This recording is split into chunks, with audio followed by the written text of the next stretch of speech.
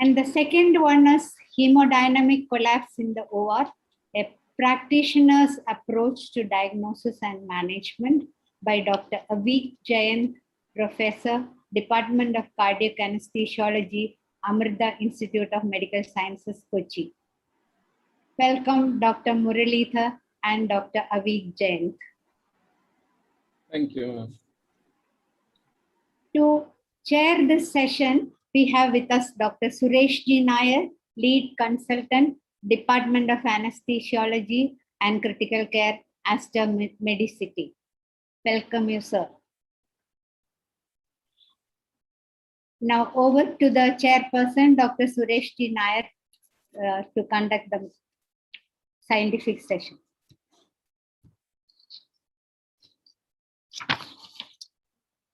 Thank you, ma'am. And can you hear me? Yeah, we can. Okay. Thank you very much. Thank you, ma'am, and welcome to everyone who's attending this meeting. I think more people will be joining in soon. We'll have two talks today. The first one is by Dr. Muralidhar Kanchi. I think there is no need to introduce him, because if I start introducing him and giving the credentials, it will be a lecture in itself. So all that I can tell you very simple is that he's a Dean of Academics at Narayana Hrudayalaya. He's one of the leading limelights in cardiac anesthesia as of today in the Indian scenario. And we also consider him as the father of transesophageal echocardiography in the country. He will be talking on cerebral monitoring with special emphasis on cerebral oximetry. Over to you, Dr. Muralidhar. Please go ahead. Thank you. Thank you very much for the kind introduction. I'm just trying to share the screen.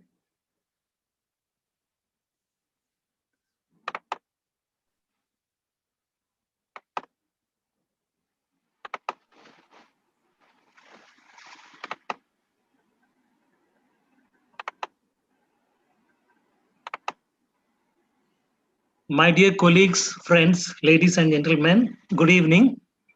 Welcome to the academic program of the Indian Society of Anesthesiologists Kerala chapter, organized by Cochin City branch today. I would like to thank and express my gratitude for this opportunity. I am extremely grateful to Dr. Venkatagiri, Nazar, Shalu, Binil, and Suresh Nair for being with in this program. And I welcome all the participants. And today's topic for discussion is CNS monitoring with a special emphasis on cerebral oximetry. Before I begin the topic, I would like to pose the question why this topic has been chosen for discussion. The reason is nearly 1 million patients undergo cardiac procedures, cardiac surgical procedures, and at least 50% of them have some sort of transient neurological impairment after the surgery. And the story is not different in non-cardiac settings. The incidence is much lower, but patients do suffer from post-operative cognitive dysfunction. If you look at the neurological dysfunction, especially in cardiac surgery, they can be categorized into type 1, where there's a focal neurological deficit, or type 2, where there is only neuropsychiatric or cognitive dysfunction. The incidence of type 1 is about 1 to 2%, which means that patient comes for a heart procedure. The procedure is successful, but goes back home with a disability, which is not acceptable by any standards. It may be 1% for the medical community, but for that family and the society, it is 100% disability, and it is not desirable. And the second type of dysfunction, that is the neuropsychiatric illness, occurs in as much as 50% of the patients undergoing cardiac procedures. And you will notice that I'm a little more partial to cardiac surgery because I work in that field. But whatever I say is equally applicable to other patients, but only the incidence is much, much lesser. So with this brief background, we also have to know that as we are progressing in this century, the number of patients who are aged more than 65 years and those with severe comorbidities and the complexity of procedures which are being done are increasing day by day. And this imposes a great challenge to the anesthesiologist to keep the patient intact in the course of the intraoperative management and postoperative course. Let us take an example of 68-year-old male patient, diabetic hypertensive renal disease, undergoing off-pump coronary artery bypass grafting. This patient had a reasonably successful grafting done, though the intraoperative course was slightly complicated because the myocardial ischemia was there, which needed revision of the left anterior descending artery graft. This patient when he woke up post-operatively, he was confused and there was right-sided hemiplegia, and the CT scan is shown in the next picture, which shows hemorrhagic infarct in the frontal and parietal regions. And what are the contributing factors? Basically, there are two factors, that is the cerebral ischemia, which can be embolic in nature, or it is hypoperfusion, which means that the blood pressure is lower than what is actually needed for the patient's cerebral perfusion. So these are the two major causes for for brain injury during surgical procedures. And other reasons which are mentioned here: hyperperfusion, cerebral hyperperfusion, cerebral dysoxia, which means that even if the oxygen tension is higher than what is normally needed, this may cause some impairment of the cerebral function, and cerebral hyperthermia. These are some of the secondary causes for brain injury. So primarily it is ischemia and hypoperfusion. Is there anything we can do to prevent this? So here comes the role of monitoring. The monitoring central nervous system can be, the modalities of monitoring central nervous system can be broadly categorized into those which look into metabolic integrity and those which look into functional integrity. I must say that these are not mutually exclusively, but it is easy to categorize them in this fashion because in cardiac surgery, we basically look at metabolic integrity to a large extent, whereas in neurosurgery, we look at the functional integrity. This is not, I mean to say, this is not a mutually exclusive statement. What I will do in the next 15 to 20 minutes is to go through some of the parameters which have been underlined here, that is the electroencephalography, evoked potentials, transcranial Doppler ultrasound, jugular bulb venous oximetry, and cerebral oximetry. And then we will go into the consensus statements and then conclude the talk. Coming to the electroencephalography, what is ECG for the heart is the electroencephalography for the brain. The electroencephalography, or in short EEG, records the electrical activity of the cerebral cortex and can detect ischemia and seizure activity, as well as assess the influence of anesthetic agents on the brain. The electrodes are usually placed on the scalp, and the potential difference between the two postsynaptic junctions is measured, and it is depicted in a graphic form on the screen or the paper, whatever you are using for the recording the events. This the traditional analog EEG signal, it looks like this. There is a time factor here, and the amplitude is on the vertical axis. And if this is passed through a prism and subjected to fast Fourier analysis, we also get additional data such as the compressed spectral array, the digital spectral array, and the color digital spectral array. All this can be determined to know the power of the electroencephalographic tracing and then obtain useful information from the recording. Coming to the law of electroencephalogram, in the absence of pathology, the electroencephalographic amplitude and frequency are inversely related, which means that the frequency is greater, the amplitude is low, and vice versa. But if you have a situation where there is a simultaneous decrease in the amplitude and frequency, it indicates ischemia, anoxia, or excessive hypnosis. If there is a simultaneous increase in the amplitude and frequency, it indicates the presence of seizure or an artifact. Coming to modified EEG, uh, which is usually used to measure the depth of anesthesia, I must say that these monitors, for example, BIS monitor or the patient state index or the state entropy, these monitors are monitors meant to assess the anesthetic depth and probably prevent awareness.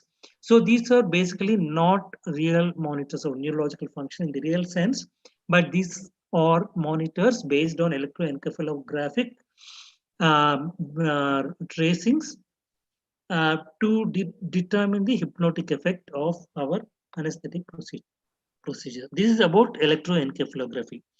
Now, second modality is the brain's sensory, somatosensory auditory evoked potentials, in which the brainstem auditory evoked potentials are commonly used, especially intraoperatively during posterior fossa cranial surgery, in order to assess the brain function and preserve hearing when it is at risk. The brainstem auditory evoked potentials, uh, compared with other intraoperative neuromonitoring techniques, these are very resistant to general anesthesia. The putative sites at which the brainstem auditory evoked potentials are recorded are the cochlear nerve, lateral lemniscus, medial geniculate nucleus, auditory radiations, and these are generated, the waveforms are generated sequentially from the cochlea to the sensory cortex, auditory sensory cortex. The technique of monitoring is shown schematically in this representation. The stimulation of 1 year, 1 year is done, and the recording is done between the ipsilateral earlobe and the vertex, which produces sequence of peaks that can be displaced on a waveform pattern at two different speeds. There are two different speeds which are used. This is the faster speed, which we look at the waveform within the first 10 milliseconds. This is the slower speed where we are looking at the waveforms from 0 to 100 milliseconds. When you do that, you get the auditory evoked potentials, which has the waveforms 1, 2, 3, and 4, 4 and 5. Whereas in the other slower recording, you get what are called as middle latency auditory evoked potentials. And by convention, these are marked as negative waves. And what is noteworthy is that in the recent recommendations for approach to multimodal neuroprognostication after cardiac arrest, once the patient is resuscitated and return of spontaneous circulation occurs, the recent guidelines has emphasized the need for multimodal neuroprognostication. And this is a schematic overview of multimodal approach for neuroprognostication after achieving return of spontaneous circulation after a subject sustains a cardiac arrest. Here we have here what is represented in the y-axis is the decision-making modalities, which can be clinical management, imaging techniques, electrophysiology, clinical examination, and serum biomarkers. Whereas on the horizontal axis, we have the time duration, which means that the first 24 hours, the targeted temperature management is done. If the patient has not woken up after sustaining cardiac arrest but has regained spontaneous circulation, temperature management is target temperature management is done, and simultaneously CT of the head is done. Between 24 hours and 48 hours, patient is rewarmed and MRI is done. And here the importance of somatosensory evoked potential. This is not N2O, this is N20. Please note that this is N20 waveform of the evoked potential is monitored to prognosticate the patient's outcome. And later on, we do the clinical examination, which includes pupillary reflex, corneal reflex, etc. And then the multimodal prognostication must take place after 72 hours of attaining normothermia.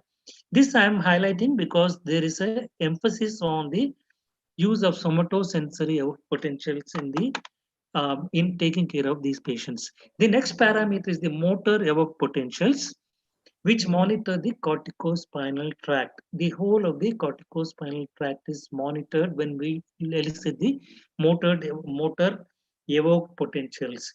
In this technique, high intensity transcranial electrical magnetic or magnetical stimulation causes stimulation of the upper motor neurons, which results in which is communicated through the transcranial or orientation of the nerve fibers across to the lower motor neuron to elicit an appropriate motor response. This is the motor evoked potential, which is simultaneously combined with somatosensory evoked potential in neurosurgical procedures to be able to assess both the sensory and the motor tracts of the spinal cord, especially when you're doing spinal and scoliosis, other reparative surgeries on the spine. The next parameter I'm going to touch upon is the transcranial Doppler, which depends basically on the ultrasound and the Doppler principle. The Doppler principle basically states that as there is if you have a stationary transducer and you have a moving object, as the moving object is coming closer to the transducer, the frequency is increased. But as the moving object is moving away from the transducer, the frequency is reduced. Based on this principle, this is called as the change in the frequency is called as the Doppler shift. And based on this, we can detect or determine the velocity of blood flow, not only the velocity, but also the direction of blood flow. And this is a useful monitor, which is non-invasive, which can be utilized in patients who are at risk of developing reduced cerebral circulation, cerebral ischemia, or those patients who are at risk of developing air embolism during the procedure. The next parameter I would like to touch upon is the jugular venous oximetry, which is a continuous monitoring of jugular venous oxygen saturation. The catheter is placed in the jugular venous bulb retrogradely through the internal jugular vein. And for accurate measurement, the tip of the catheter must be within 1 centimeter of the jugular bulb. What is SVO2, that is the mixed venous oxygen saturation for the heart, is the SJVO2, that is the jugular venous oxygen saturation for the brain. The clinical measurement of SJVO2, that is jugular venous oxygen saturation, reflects the balance of oxygen supply and consumption by the brain. The factors which affect the cerebral, the factors which affect the jugular venous oxygen saturation are the cerebral blood flow, cerebral metabolic rate, what is the content of oxygen, and the hemoglobin in the arterial blood. All these factors influence the jugular venous oxygen saturation. Just like the changes in SVO2, that is the mixed venous oxygen saturation, can reflect changes in the cardiac output, taking care that other factors which govern these oximetry parameters are constant. Changes in the SJVO2 also indirectly tell us about the changes in the cerebral blood flow, as long as the other factors like oxygen consumption, oxygen delivery are constant. Many factors alter the relationship between the cerebral oxygen consumption and supply, and these factors are mentioned here. Some of the factors which increase the oxygen consumption or increased fever, seizures, arterial hypoxemia, decreased systolic blood pressure, cerebral vasospasm, increased intracranial pressure, etc. And the opposite actually decreases cerebral metabolic rate, requirement of oxygen. The next parameter I would touch upon is the cerebral oximetry, which is based upon near infrared technology. We know that the human skull is translucent to infrared light. Because of that, we are able to measure the intracranial, intravascular, or tissue regional cerebral oxygen saturation, which is done by placing the sensors on the forehead as is shown in this picture.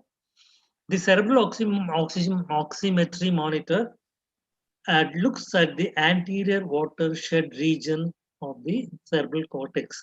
The green represents the territory supplied by the anterior communicating artery. The red one is the anterior cerebral artery.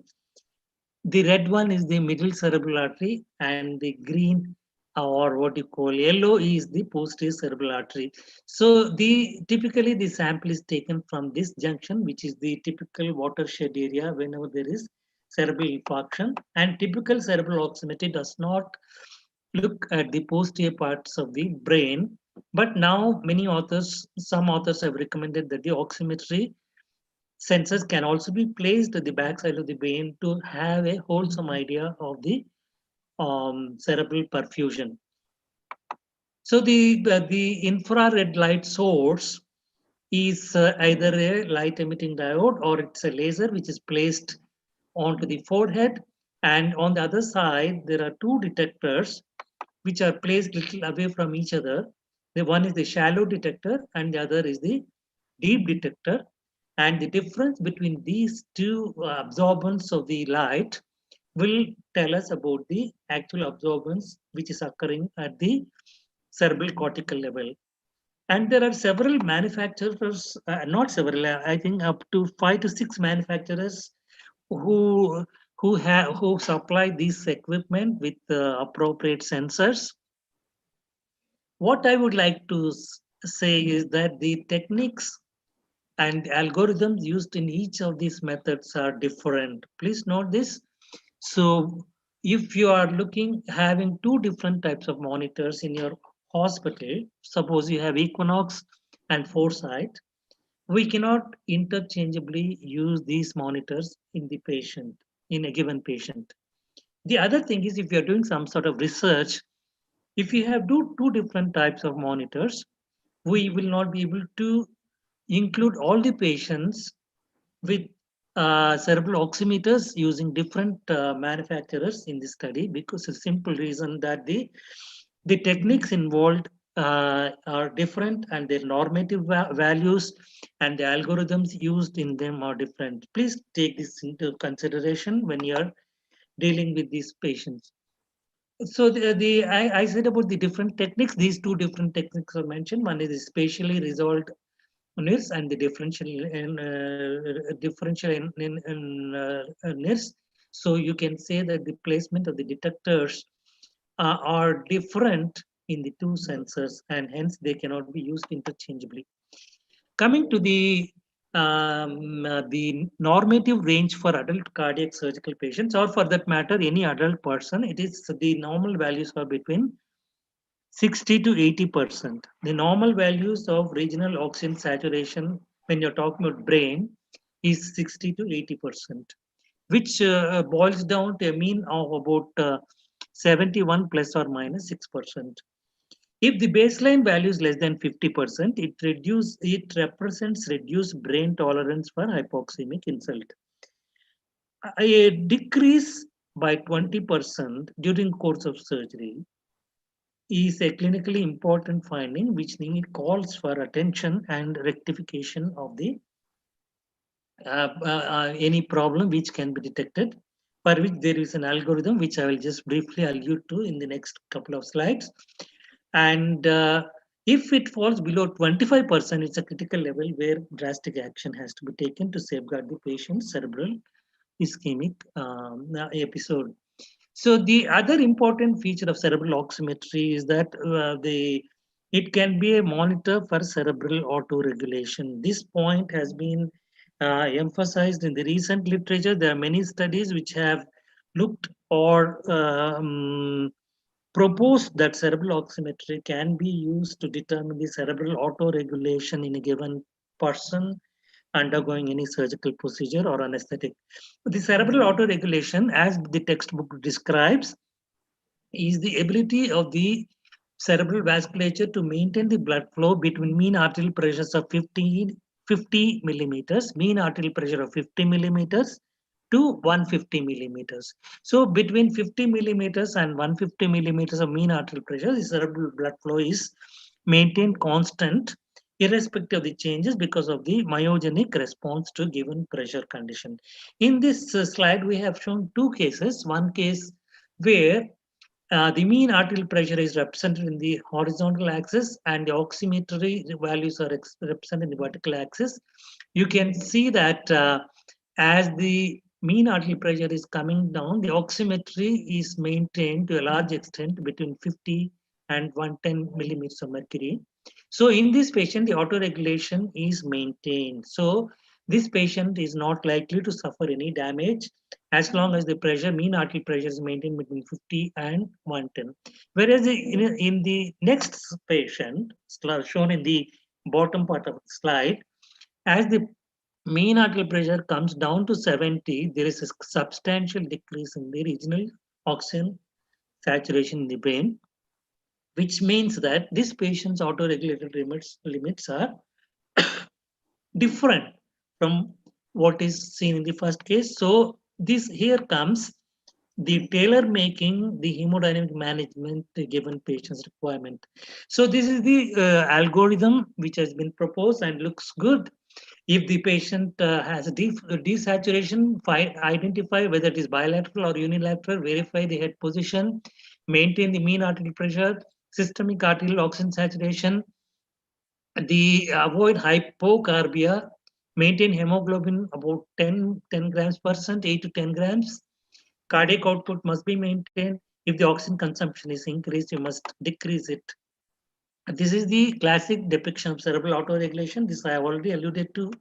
And we should also remember that anesthetic agents like isoflurane and sevoflurane and vasoactive agents such as sodium nitroprusside, nitroglycerin may alter the autoregulatory limits. See, whatever is 50 to 150 is maintained, the autoregulation is maintained is in normal individuals, but in patients who have diabetes and patients who have hypertension, patients under the effects of vasodilatory agents, these cerebral autoregulatory limits will be varied, and this may be determined by the use of oximetry. And there's a parameter which has been determined, derived called the oximetry index, which is a conglomeration of mean arterial pressure and cerebral oximetry values. And this is computer generated. And if it is kept around, it is if it is kept in the range of 0, if the oximetry index is kept around 0, this means the patient is in the safe zone. But if it is less than 1 or greater than 1, then the autoregulation is not substantially good, and such patients are likely to develop problems during the post-operative period, or they may suffer cerebral ischemic insults. We also have the modified modifications of monitors, like what is shown here, the SedLine monitor, which shows us the 4-lead EEG and the patient state index, the cerebral oximetry value in one go. And the most important place for cerebral oximetry, according to me, is when we do the cerebral selective antegrade perfusion in the aortic arch surgery, where the patients are cooled to about 18 degrees and they undergo deep hypothermic circulatory arrest. The circulation is arrested, and for cerebral protection, we do the selective antegrade perfusion, where the cannula is inserted into the right axillary, subclavian, or the innominate artery on the right side, and the arterialized blood is perfused to the brain during the time of circulatory arrest. And it appears that as many as 25% of the patients have incompetent circle of Willis, and if in these cases, the left-sided cerebral oximetry values will decrease with antegrade cerebral perfusion, and this can be detected with oximetry, and the supplementary cannulation of the left carotid artery can be done to maintain the cerebral circulation. There are several studies which have refuted the use of these cerebral oximetry, and there is evidence to show that cerebral oximetry, if done pre-operatively, if it is less than 50%, it may indicate adverse outcome. And the authors have gone to the stage of recommending that cerebral oximetry pre-operatively may be included in the risk stratification. These are some of the other studies, but the thing is there is no outcome measures or definitive indication that cerebral oximetry makes an impact on the outcomes. And I mean to say there are no recommendations, and the clinical applications of tissue oximetry are mentioned here. It is useful to maintain the tissue oxygen balance as we are concerned with the cerebral oxygen supply demand, and optimization of acid-base management, carbon dioxide management, etc. all can be done. I would also like to mention that there is a group called NIRS Focus Group in India who have made the following recommendation. This is awaiting publications. If you look at, they have categorized these conditions into 5 major categories. And if you look at the recommendations, all of them are 2A recommendations.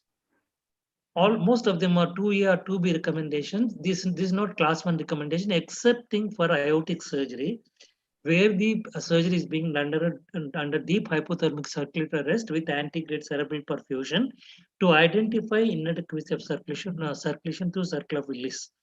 So that is the only place where there is a category 1 recommendation. Other recommendations are not there. This is to highlight that we need more studies to prove that this monitor is actually making a difference in terms of outcome. This is what is called as thermal diffusion probe. This is another method to determine the cerebral blood flow, where the probe is inserted. This invasive procedure, probe is inserted in the cortical areas. There are 2 thermistors, T1 and T2. T1 is inactive and T2 is increased. This area's temperature is increased by about 2 degrees centigrade, and the amount of heat necessary to increase this temperature by 2 degrees centigrade is computed to give us the cerebral blood flow. This temperature is compared with T1 temperature, which is not heated. This I have already alluded to, and now there is a concept of multimodality neuromonitoring. We can combine 2 or more than 2 parameters shown on the left side of the screen to obtain a wholesome idea of the patient's cerebral function and outcomes. So this is a screen showing the multimodality neuromonitoring. We have the density spectral array, then we have the transcranial Doppler, we have the EEG here, we have the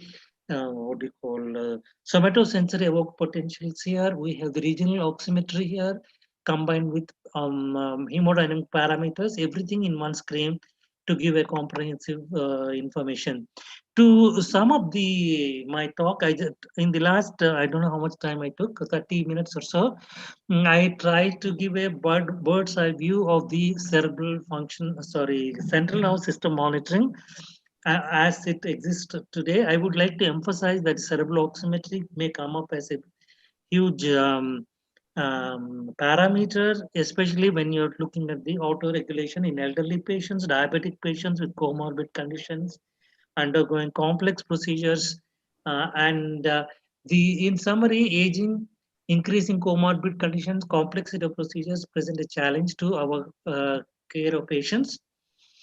And in carotid endarterectomy, aortic arch surgery, these are the specific instances where cerebral desaturation may be associated with adverse outcomes. Monitoring integrity of neural function is important in neurosurgical situations. Neuromonitoring provides an opportunity to guide therapeutic management and to maintain cerebral perfusion and integrate neuronal function. And 2020 AHA-ACLS guidelines recommend the multimodal approach to neuroprognostication in post-cardiac arrest care once the patient has achieved the return of spontaneous circulation.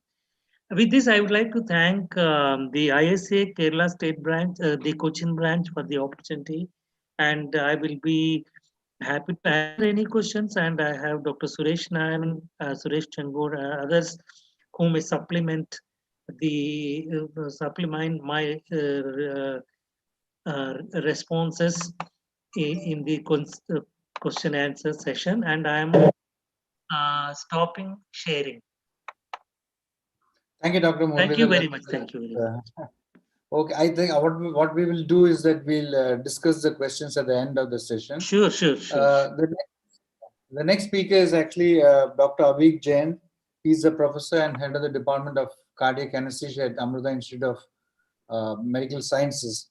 To describe him, I would call him as an intellectual giant, very interested in his work, totally dedicated to his work, a good leader and administrator.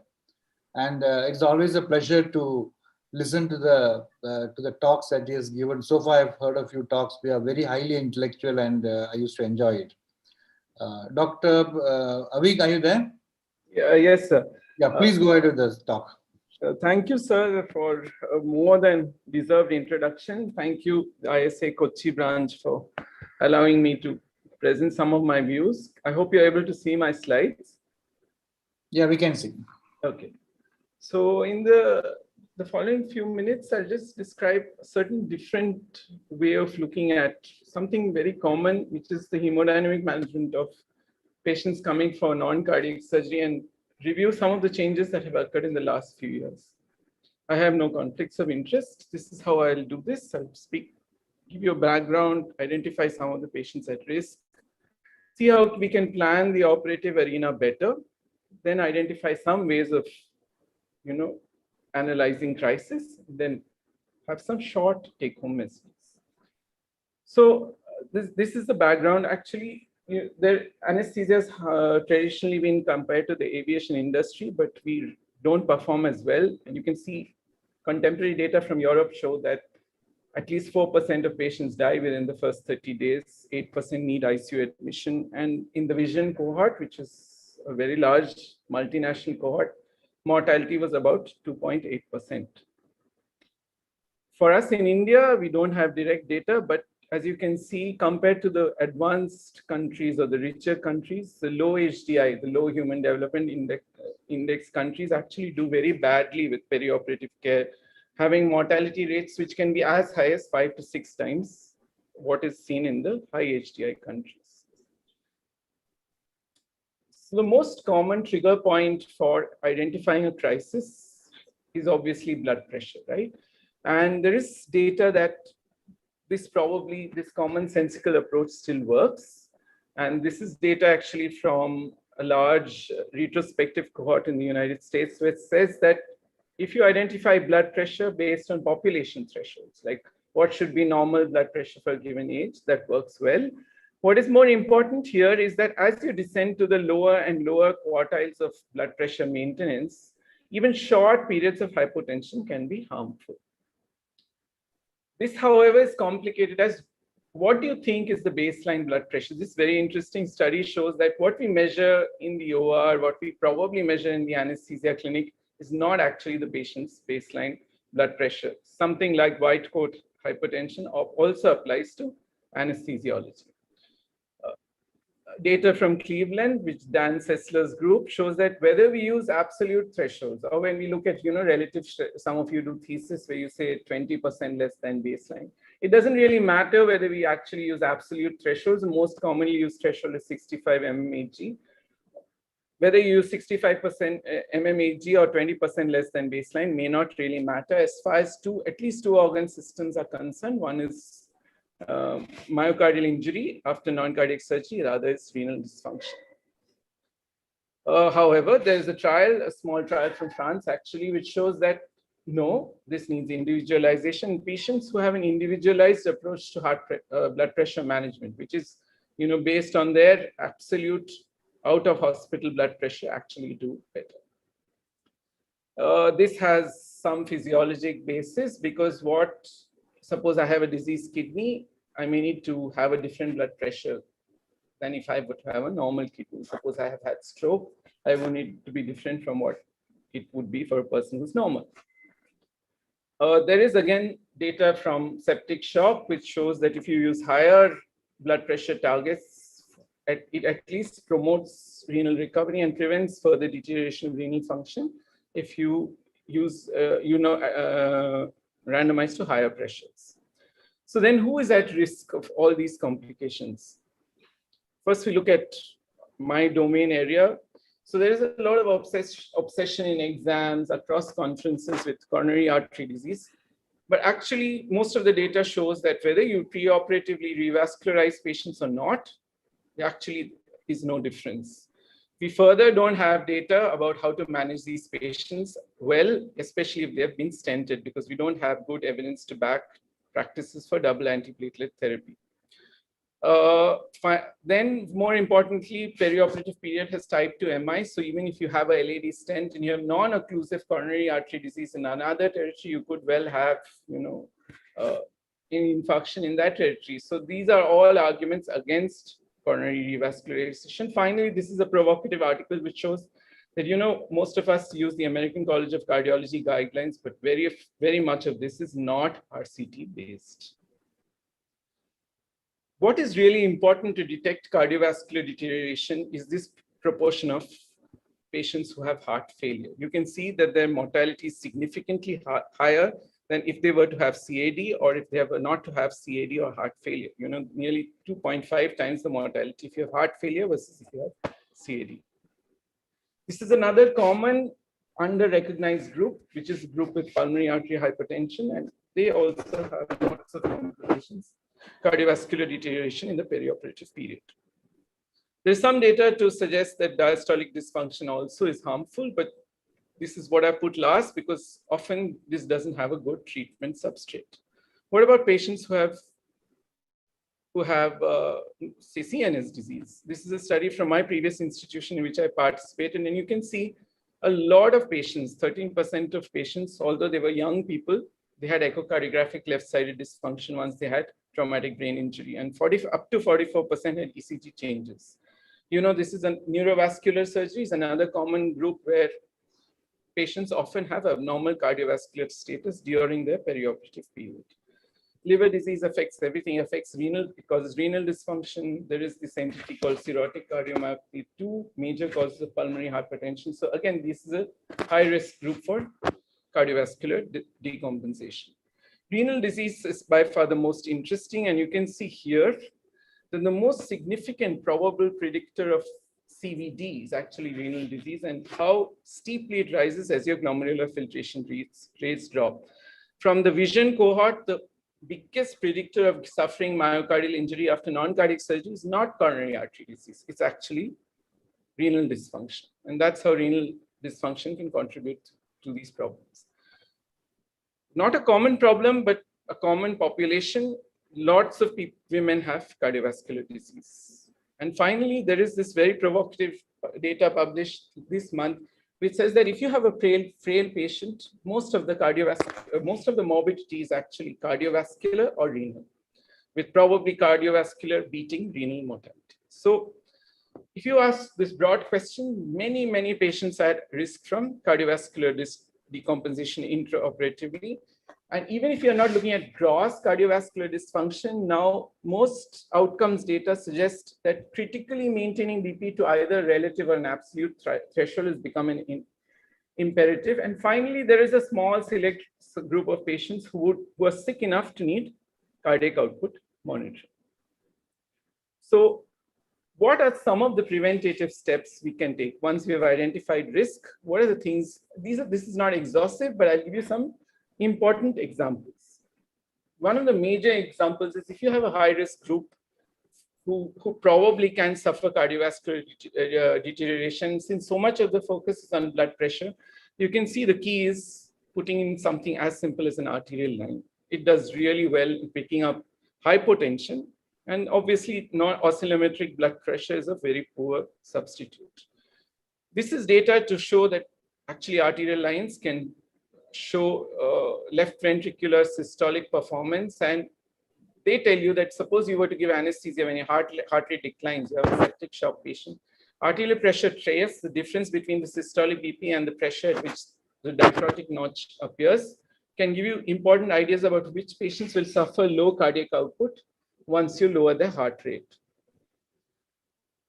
This is another parameter that shows you what will happen to patients who have borderline blood pressure. When you give them fluid, will they increase their blood pressure or will their blood pressure? This is distinct from fluid therapy, and the predictor of this is the elastance, which is the ratio of the stroke volume to this, which is the ratio of your stroke volume variation to the mean arterial pressure. And this is, of course, from Edwards, which is the hypotension prediction index, which is able to see at least 15 or 20 minutes ahead of time. So data derived from an arterial line can predict future hypotension. However, if you're looking, if you think we are the only people who suffer, this is a big retrospective study from, from the NSQIP database, which says the single most important predictor of hypotension after induction of GA is propofol. However, if you look at this article from 2021, most elderly patients in the United States still get a much more propofol than they need. Then there are these risk factors for which we can do nothing. Those are the double and the triple low MAP, low BIS, and low mean arterial pressure. And these are somehow linked to poor outcomes, but it's not certain whether we can modify any of these risks. Fluid therapy, is at a crossing where we know now that the primary method of fluid reabsorption at the microcirculation level is no longer based on the colloid oncotic pressure, but on the lymphatics. This has dramatically changed, determined the limits of fluid therapy, and we can't just keep giving fluids. So on the one hand, while it's become important to maintain blood pressure, on the other, we are not sure how, we were mainly basing most of our therapy on fluid, but this may not any longer be appropriate. The CVP is not at all important in determining fluid status, and it should be abundant. These are some of the replacements. I don't want to go into them. This is how some of them work, but very important because they're widely used, and those of us who believe in changing our practice, we need to do important checklists as to whether they are applicable. Some of the most important checklists are applied to whether your patient has normal cardiac status. If you were to have measured cardiac output, the main reason for not measuring cardiac output, despite international consensus, we don't have a good monitor, and most of the monitors actually work in non-invasive or semi-invasive work poorly when we need it the most. So finally, let's look at, suppose the preventative measures fail, what should we do? Our first steps should be directed towards rhythm, because if you have identify an abnormal rhythm, you're directed towards the CPR pathway and all analysis stops. The second thing we look at is hemodynamic coherence. Suppose, say, for example, you identify acute hypotension, but it's not correlated to an acute drop in CO2. So you need to question which of these is correct. That's an example. Third, look at things which are rapidly correctable, like respiratory mechanics and function. See a pneumothorax after insertion of a central line. Fourth, is there a chance for a rare event such as anaphylaxis, like the events following a new injection? It's never been actually as good for patients and non-cardiologist practitioners. Initially, the American Society of Echo strongly held that echo is actually only the domain of cardiologists.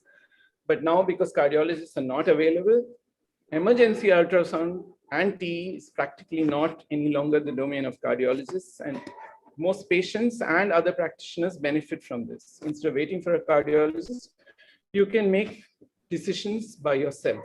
Focused cardiac ultrasound is what this is called. It's actually an adjunct to a bedside exam. It has limited objectives. Most importantly, it uses a very limited protocol, focuses on qualitative data, and can be easily and rapidly taught to anybody. Okay, so that's what I already said.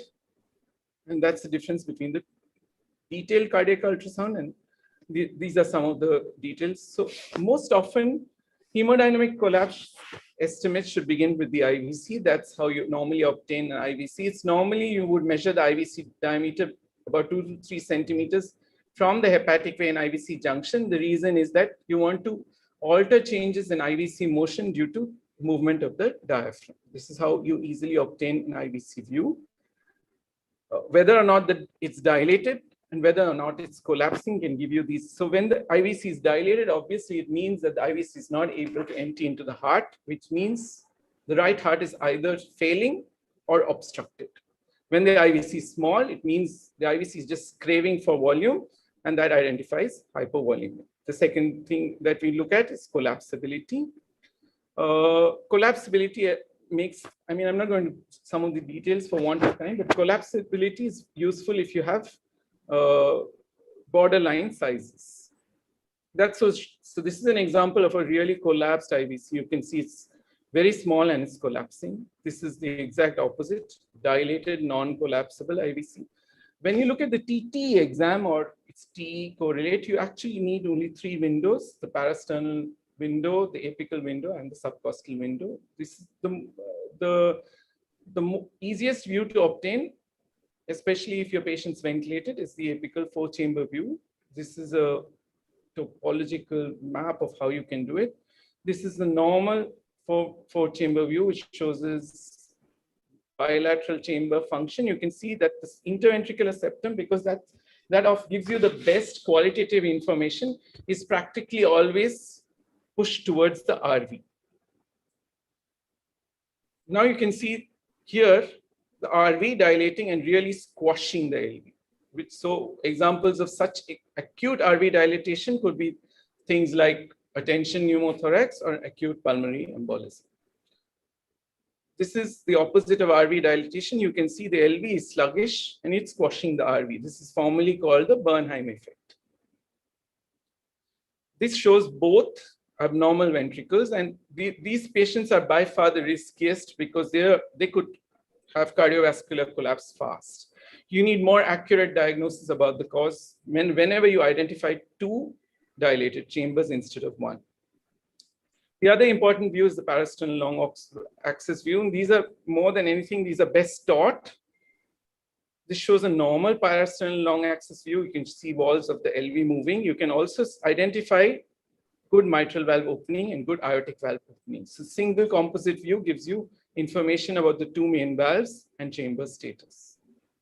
Of course, you can also identify, this is a parasternal long axis view, which shows left ventricular dysfunction. And this is if you want, many times non-cardiac anesthesiologists are looking at numbers. This is by far the easiest and most replicable way of analyzing cardiac function using M mode actually. And fractional shortening can give you an idea of if a therapeutic is working or if it's not working.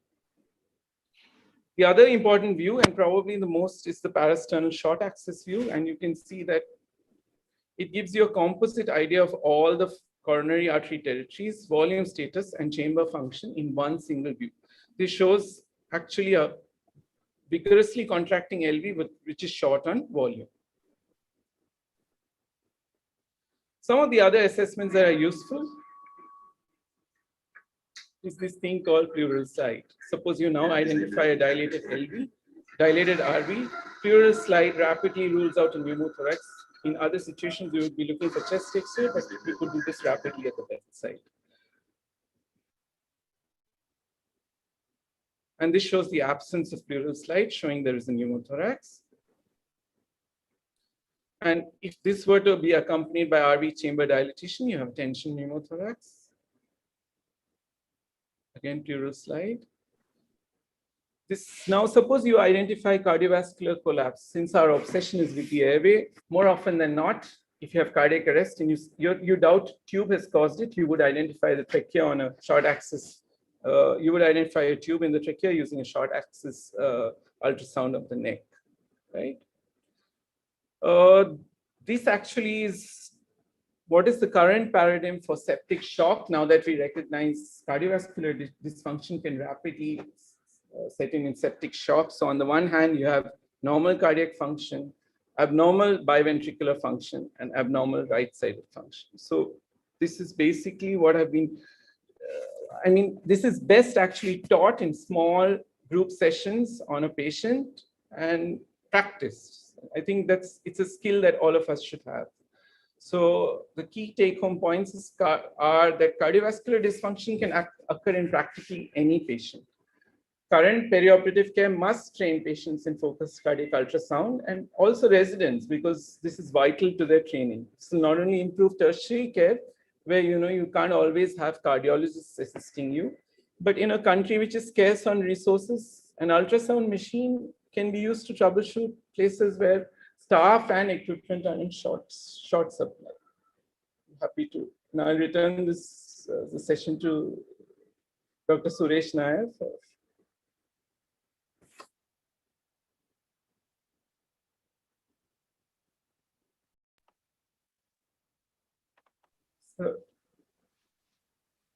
Sir, are you available? Yes, Jen, sir.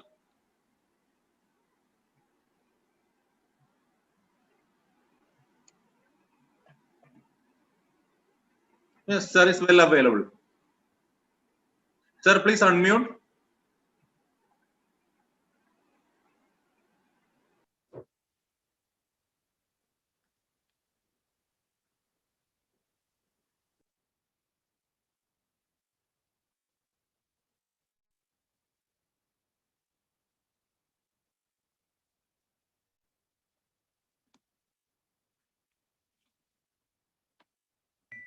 You can see me? Hello? Yes, sir. Yeah. Yes, sir. You are audible. Yeah. Thank you very much, Dr. Jayant, for the Dr. Avik for the wonderful talk. We'll open the session for questions. I'll start off with the first question to the former speaker, Dr. Muralidhar. See, one of the things that I find it very controversial regarding nurse is that although they say that 60 to 70% should be the normal oxygenation, very often, I mean, we usually what we do is we take the baseline value rather than and then see whether the fluctuations are there or not. I don't know whether it's 60 to 70%. There's a very controversial point that normal value should be 60 to 70% because a lot of studies have shown that 60 to 70% may not be seen in all the people. And the suggestion is that you take the baseline value and work from there. Your comments on that, Dr. Muralidhar? Absolutely no problem. You can take the baseline value, and if the saturation falls below 20% of the baseline value, that's the point where you start to react to that. But the question I would like to ask is, what if it is 19% or 15%? Should we not be alarmed?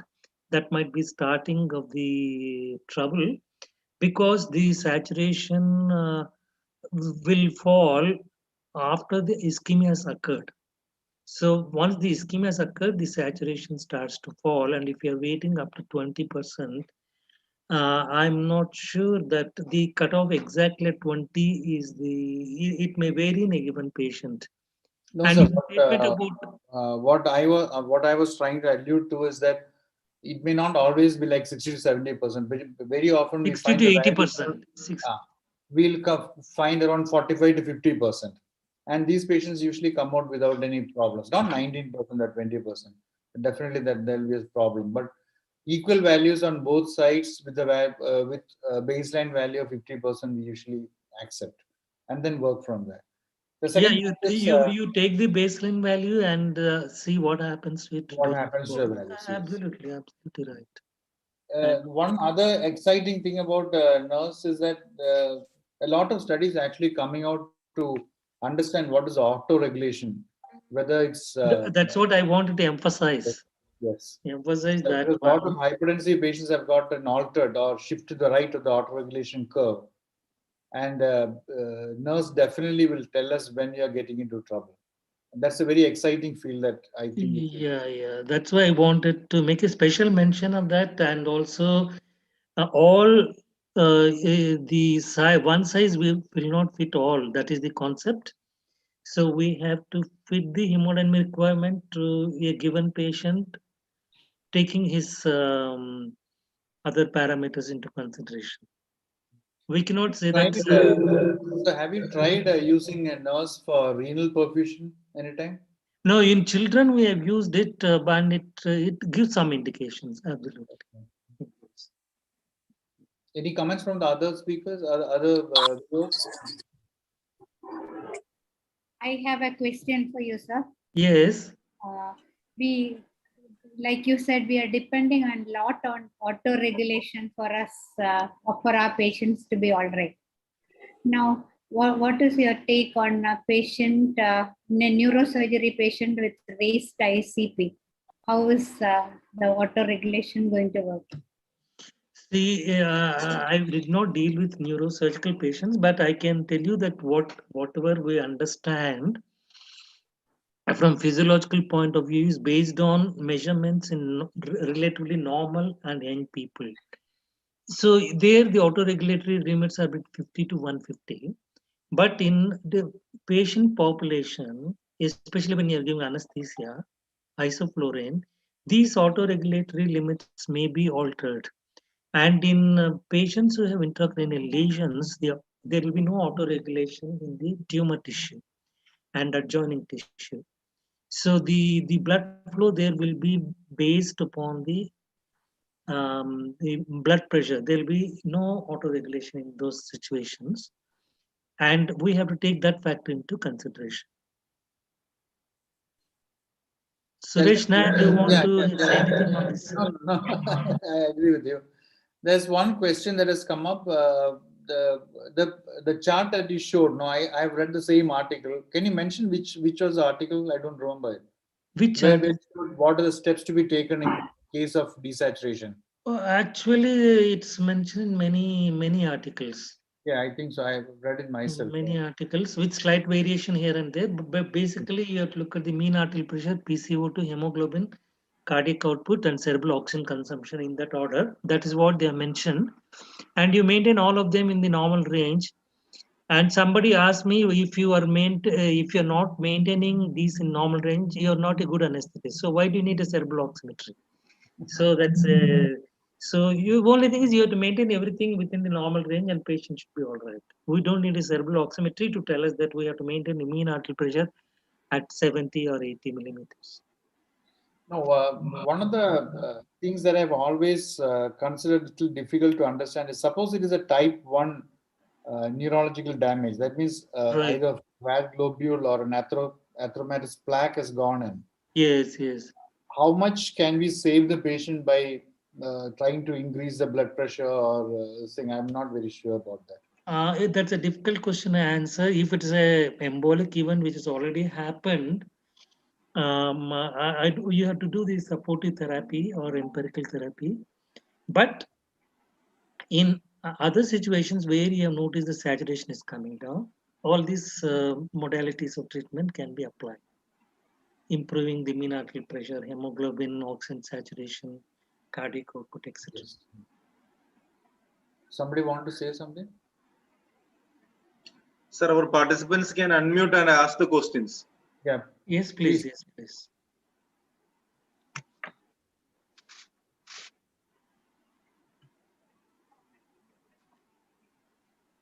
Then, can I ask one question to Dr. Avik?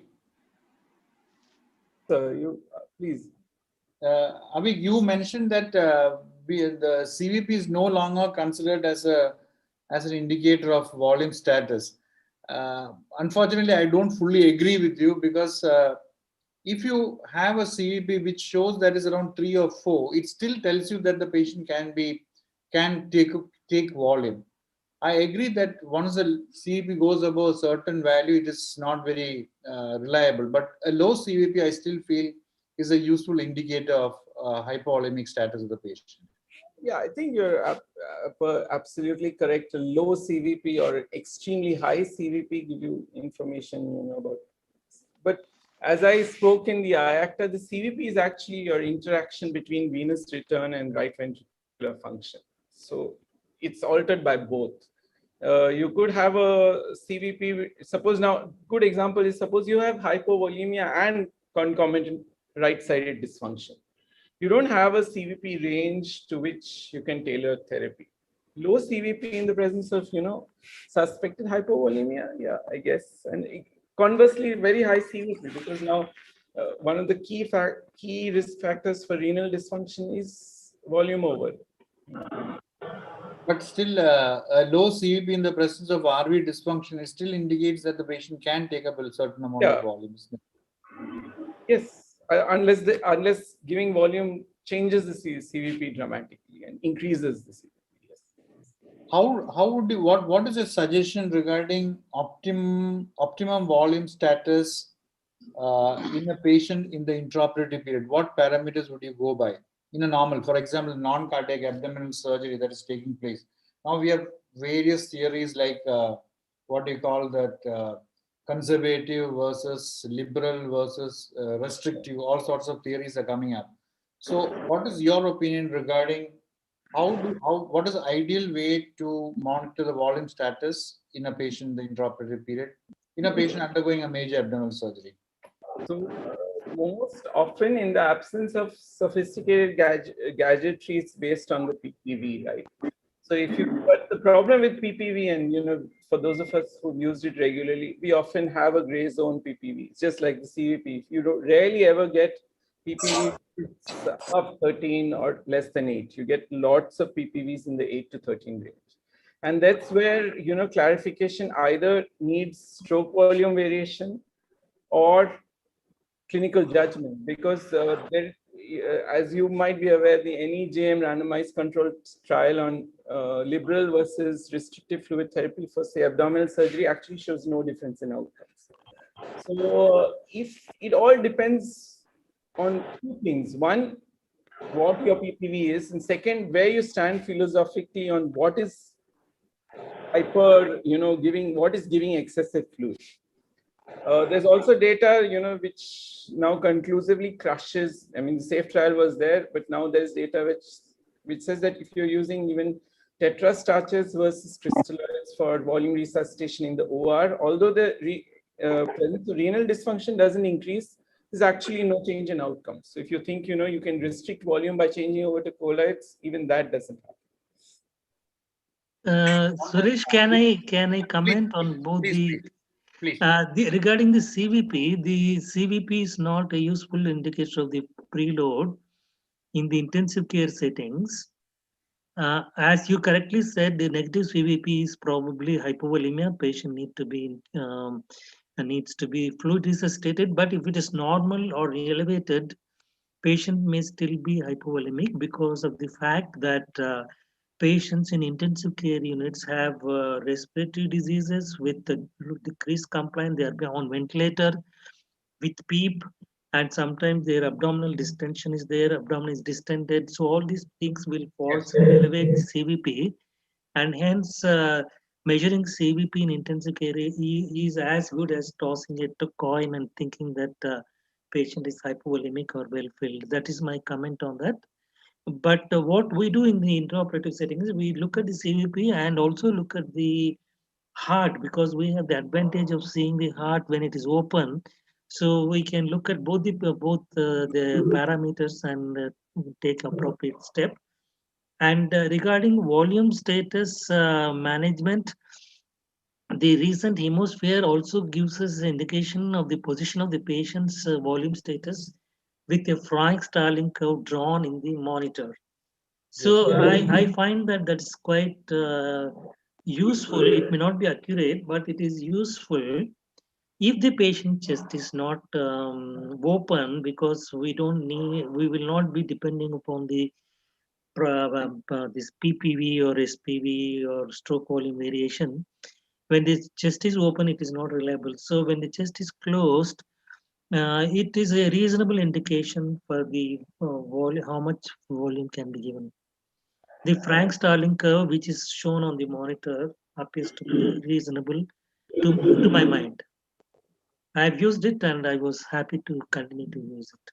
I just want to reiterate the point that Dr. Avik has mentioned. There is a lot of, this is mainly for the postgraduates.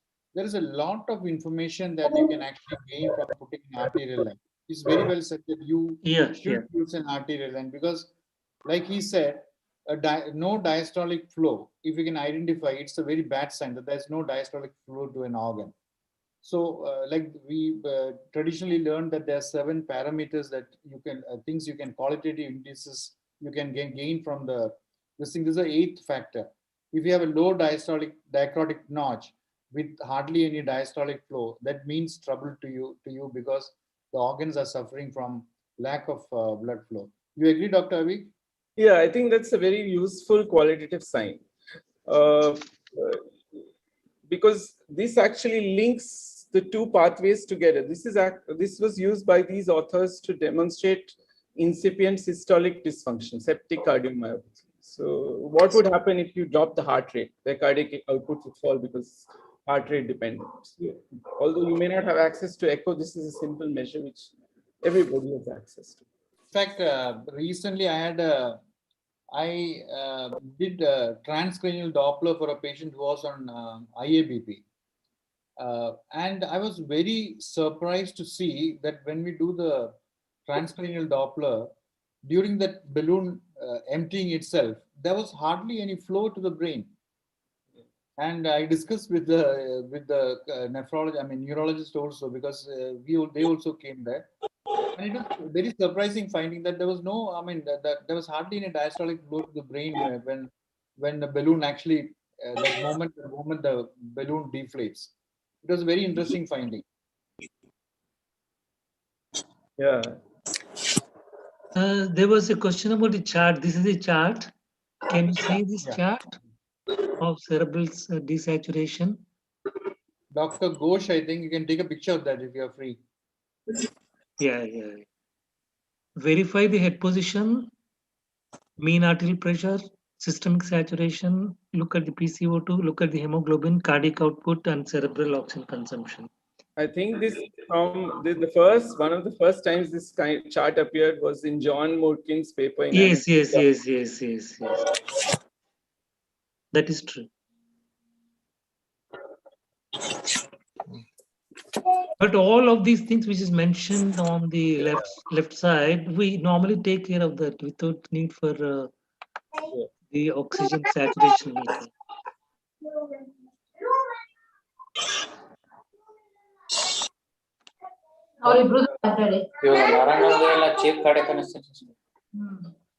Hello?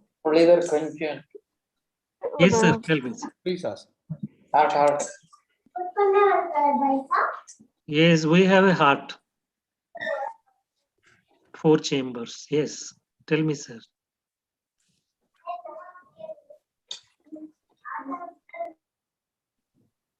Any other questions from the audience? Any somebody would like to ask questions? Please go ahead.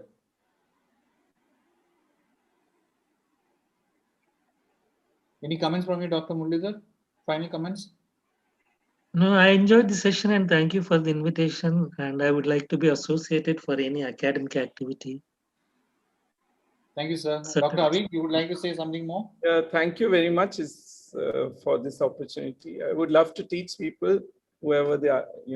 We should all, I think the cardiac anesthesiologist should gang up and teach people basic echo. Yes, I agree. Before I close the session, I think it is high time that all the anesthesiologists, irrespective whether they're cardiac, non-cardiac, etc., every 2 things I would like to stress. One, we should all know how to use an ultrasound, not only for the abdomen or chest, the heart also, and the second thing is, I would say that we should all move from the operating room. Don't hide behind inside the operating room. Come out into the ICU. We are the best people who can manage an ICU. These are things I would like to keep on stressing, and I would like to reiterate again in this evening. Come out into the ICU and be good intensives, because you can do a much better job than anyone else. And as part of the ICU care, all of us should learn how to use. Thank you for saying. Okay. And finally, thank you, Dr. Muralidhar sir and Dr. Avik, for taking part in this ISA meeting and making it a success. Over to you, Dr. Shalu. Thank you, sir. And I got an announcement for tomorrow. Tomorrow there will be PG update at 6 p.m. The topics are acid-base balance by Dr. A.L. Meenakshi Sundaram, Dean, Government Medical College, Perambalur, Tamil Nadu. And there will be another case discussion, carcinoma breast post-op chemotherapy coming for mastectomy by Dr. Rakesh Garg and Dr. Venugopal A from Regional Cancer Center, Toronto. And Dr. Rakesh Garg is from All India Institute of Medical Sciences, Delhi. And the student will be Dr. Deepu S. Who, from RCC. He will be answering the sessions. And those who are interested in joining our ISA Kerala PG Update WhatsApp group, please send a message to the following number 90376-26802. And I'll be sending all the messages in this. I'll sharing these messages in this WhatsApp groups. Thank you. Thank you. Thank you so much. I had a lovely time today. Shalu? And what is remaining is vote of thanks. Unfortunately, Dr. Prema is not available because of her personal reasons. So I am taking over the responsibility. Let me express my gratitude to Dr. Venkatagiri, Dr. Abdul Nasser, and Dr. Binil, who found time to attend this meeting. I thank Dr. Suresh D. Nair, who chaired the session, and Dr. Muralidhar and Dr. Avik Jayant for their excellent presentations. And of course, we had a lot of interesting discussion. Now, one question to Avik is, why did he keep his profile away from us? Is there any special reason that you didn't want us to see you